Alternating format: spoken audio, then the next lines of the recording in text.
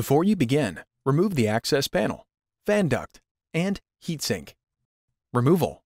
Press down to release the processor load lever from its retention tab and pull it back to release the processor. Important: identify the pin 1 triangle on the socket and processor prior to removing the processor. Important: when handling the processor, do not touch the processor contacts. Carefully lift the processor straight up and out of the socket. Replacement.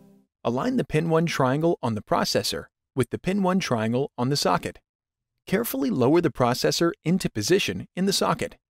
Carefully swing the load plate down and lock the load lever under its retaining tab to secure the processor in place.